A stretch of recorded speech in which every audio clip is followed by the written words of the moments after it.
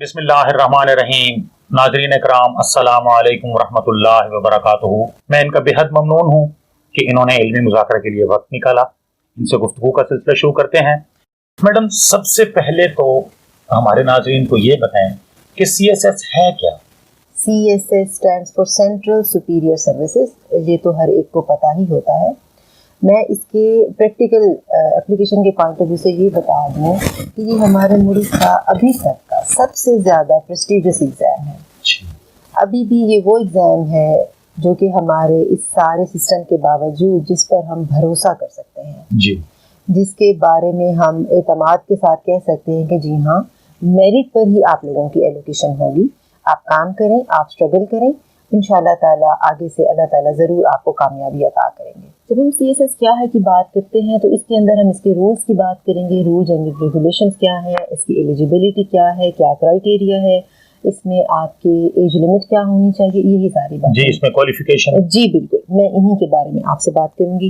Age limit हम सबसे पहले लेंगे 21 से 30 साल तक कि कोई भी कैंडिडेट कम से कम 21 साल और ज़्यादा से 30 साल तक की एज के कैंडिडेट CSS के लिए अपीयर हो सकते हैं जी, जनरली। लेकिन इसमें कुछ एक्सेप्शंस हैं, कुछ इस तरह के कंडीशंस हैं जिनमें हम 2 साल की अपर एज लिमिट FPSC की तरफ से दी जाती है। ये 2 साल की अपर लिमिट के लिए मैं आपको बता दूं कि कौन कौन सी कैटेगरीज हैं। जो बुद्धिस्ट कैटेगरी है हमारी, candidates of scheduled caste and Buddhist community, the candidates belonging to the recognised tribes, यानी हम जिसे आमतौर पर ट्राइबल एरियाज के कैंडिडेट्स कहते हैं, इनके पास भी 30 की बजाय अपर एज लिमिट 32 ईयर्स होती है। फिर हमारे जो permanent residents of AJK and Gilgit Baltistan, इन लोगों के पास भी 2 ईयर्स की अपर एज रिलैक्सेशन होती है। डिसेबल्ड कैंडिडेट्स हैं, उनके पास भी आप 30 की बजाय 32 ईयर्स तक रखेंगे। और इन सर्विस गवर्नमेंट सर्वेंट्स या आर्म्ड फोर्सेस के पर्सनल या कॉन्ट्रैक्ट एम्प्लॉइज जो होते हैं, इन सब के पास भी 21 से 30 साल नहीं बल्कि 32 साल तक की एज लिमिट होगी। अच्छा, इसमें एक चीज़ है जो कि क्लियर करने वाली है। डिसेबल्स, जो डिसेबल्स होते हैं इसमें एज उनकी उसमें डेफ एंड डम शामिल है।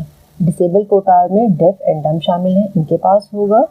प्लस इनके लिए एक मैं आपको बता दूं कि हमारे जो फेडरल पब्लिक सर्विस कमीशन है, इसने उन्हें एक एक्स्ट्रा फैसिलिटी भी दी हुई है कि इनको एक तो हेल्पर मिलता है एग्ज़ाम के लिए, फिर इनको हर घंटे के साथ 15 मिनट्स एक्स्ट्रा भी दिए जाते हैं। यानी आपके पास 3 घंटे की बजाय 15-15 मिनट एक्स्ट्रा यानी 45 मिनट्स एक्स्ट्रा भी होंगे। हाँ, एक बात ये होती है कि इनका एग्ज़ाम सिर्फ और सिर्फ इस्लामाबाद में ही कंडक्ट करवाया जाता है, हर सेंटर में इसको अलाउ नहीं होता, क्योंकि वो पूरे मुल्क से जहाँ भी जितने भी कैंडिडेट हैं वो एक ही प्लेस में बैठे अगरचे के सेंटर्स आपके एग्ज़ाम के लिए बन रहे होते हैं, मेन सारे सिटीज़ आपके सेंटर्स बन रहे होते हैं, लेकिन डिसेबल्स के लिए सिर्फ और सिर्फ इस्लामाबाद में ही सेंटर बनाया जाता है। अच्छा, फिर आ जाता है आपका क्वेश्चन था कि इसकी जी क्वालिफिकेशन। हाँ, क्वालिफिकेशन या इसके लिए कितनी एजुकेशन होनी चाहिए। बैचलर्स या इसके इक्विवेलेंट कोई भी डिग्री, वो BCom है, वो BSc है, वो BS का प्रोग्राम है, कोई भी ऐसी डिग्री जो बैचलर्स के इक्विवेलेंट होती है, वो इंजीनियरिंग है, वो मेडिकल है, सब इसके लिए एलिजिबल होते हैं। बैचलर्स या इसके इक्विवेलेंट कुछ भी कम से कम सेकंड डिवीजन के साथ। इसमें भी एक थोड़ी सी एक्स्ट्रा बात है कि अगर आपकी सेकंड डिवीजन नहीं है और आपकी इससे ज़्यादा हायर डिग्री आपके पास मौजूद है, तो फिर वही डिग्री आपकी कंसीडर करके आप उसके साथ ज़्यादा BA में कम स्कोर के साथ आपकी एक्स्ट्रा डिग्री के साथ you would be eligible to appear for the CSS exam. ठीक हो गया। यानी अगर उन्होंने मास्टर्स में अच्छे नंबर लिए हैं तो उसको कंसीडर किया जाए। जी बिल्कुल बिल्कुल, फिर हम मास्टर को फिर हम उसी को ही हाईलाइट कर देंगे कि आप इस डिग्री को अपनी बना रहे हैं एग्जाम में अपीयर होने के लिए, जो आपकी मेन क्वालिफिकेशन है। मैडम, इसकी एलिजिबिलिटी में और क्या चीज़ें हैं? हाँ, अच्छा, इसमें ऐसा है कि हमें थोड़ी सी और बातें देखनी पड़ती हैं। बाज़ औक़ात इस तरह के कैंडिडेट्स होते हैं जो कि पाकिस्तान में नहीं होते या उनके पास नेशनैलिटी किसी और कंट्री की है, तो नेशनैलिटी जो है वो आपकी पाकिस्तान की होना ज़रूरी है।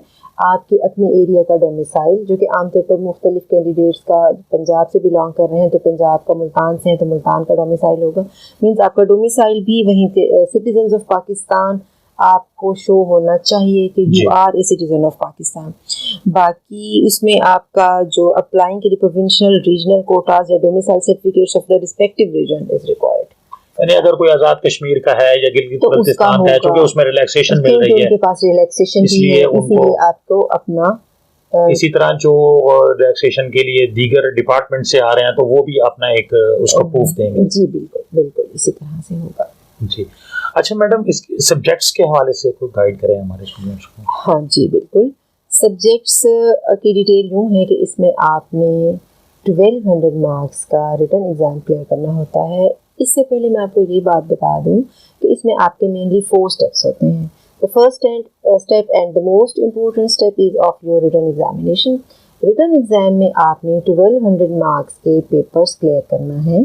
अगर आप उसमें एग्रीगेट 50% स्कोर लेने में सक्सेसफुल हो जाते हैं, then you would be eligible for the 3 next steps, जिसमें कि आपका मेडिकल टेस्ट है, आपका ऑफ कोर्स उसका कोई स्कोर नहीं है, आपका साइकोलॉजिकल टेस्ट है, 2 डेज पर मुश्तमिल होता है, इसका स्कोर तो नहीं लेकिन इसका बहुत हाई वेटेज होता है, और फिर फाइनली आपका वाइवा या इंटरव्यू जिसे आप कह लें, दैट इज ऑफ 300 मार्क्स। और इस तरह से 1500 मार्क्स के टोटल में से आप लोगों की एलोकेशन होती है according to your score, according to the quotas of different provinces, according to your merit number and so on so forth. इसको कंसिडर करते हुए आपका था सिलेबस के पॉइंट ऑफ व्यू से कि सब्जेक्ट्स क्या होते हैं जी, इसको हम मेनली 2 पार्ट्स में डिवाइड कर सकते हैं, कंपल्सरीज प्लस ऑप्शनल्स। कंपल्सरीज में आपके वो सब्जेक्ट हैं कॉन्वेंशनल जो कि पाकिस्तान के एजुकेशनल सिस्टम के अंदर आप क्लास 1 से पढ़ते आ रहे हैं, आप उनसे बहुत अच्छा सा फेमिलियर होते हैं जी। English, the very first paper English ऐसे है, फिर उसके बाद इंग्लिश प्रेसी है, 100 मार्क्स ईच। इन दोनों के बाद आपका 300 का जनरल नॉलेज होता है। ये 300 आपके 300 मार्क्स के पेपर्स में डिवाइडेड हैं, जिनमें के करंट अफेयर्स, पाकिस्तान अफेयर्स और everyday science and general ability, इसे हम कहते हैं जनरल साइंस एंड एबिलिटी, और short we can say GSA. इन तीनों का इकट्ठा एग्रीगेट बनता है। अलग अलग हमें हर पेपर को पास करने के लिए 40% स्कोर चाहिए होता है, लेकिन इसमें क्योंकि आपके तीनों इकट्ठे हो जाते हैं, लिहाजा अगर कोई एक आध ऊपर नीचे भी हो गया तो आपका एग्रीगेट कंसीडर किया जाएगा, एग्रीगेट में 40% स्कोर। छठा पेपर कंपल्सरीज में है आपका इस्लामियात का। अच्छा, यहाँ पर एक क्लैरिफिकेशन रिक्वायर्ड होती है कैंडिडेट्स को, वो सिटीजन्स ऑफ पाकिस्तान जो कि मुसलमान नहीं हैं, वो इस्लामियात की बजाय उनके पास ऑप्शन होती है कि वो कंपैरेटिव रिलीजन, उनके पास एक ऑप्शन होती है, वो उसमें कर सकते हैं।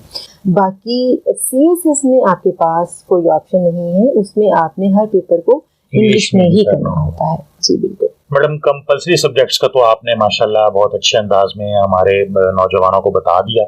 तो अब जो ऑप्शनल्स हैं या इलेक्टिव सब्जेक्ट्स हैं, उस बारे में हमारे नाज़रीन को कुछ बताएं। अच्छा, ऑप्शनल सब्जेक्ट्स के में ये है कि 7 डिफरेंट ग्रुप्स हैं जी ऑप्शन, और इसमें इन्होंने तकरीबन हर सब्जेक्ट को डालने की कोशिश की हुई है। मीन्स हर वो सब्जेक्ट जो कि हम अपने यूनिवर्सिटीज़ में पढ़ते हैं उनमें से हर एक तकरीबन शामिल है। 7 डिफरेंट ग्रुप्स हैं, हर एक ग्रुप की एक डिफरेंट कंडीशन दी गई है, आपने उस कंडीशन को फॉलो करते हुए अपने सब्जेक्ट्स चूज़ करना होते हैं।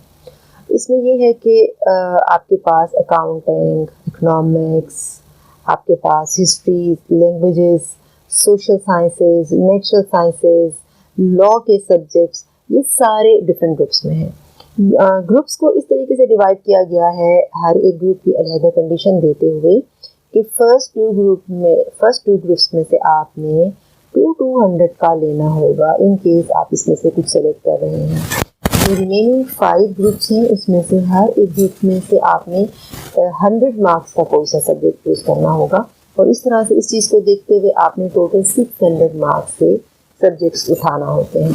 मैडम, बहुत बहुत शुक्रिया, आपने इल्मी मुज़ाकरा चैनल के लिए वक्त निकाला।